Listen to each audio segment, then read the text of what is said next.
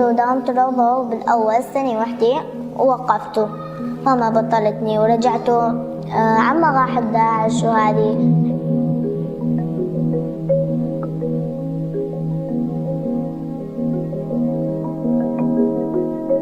أول يوم يعني شوية كنت خايفة، بعدين تعلمت وصادقت صديقاتي، ويعني كثير فرحانة معاهم، ويعني ما كنت مثل هذه الصديقات، والمعلمين والله ما قصروا معنا، الله يحفظهم.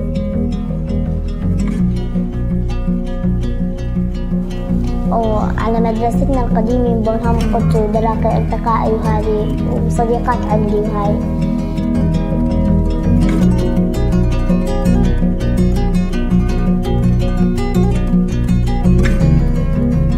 يعني كل شيء رجعنا طبيعي من الأول.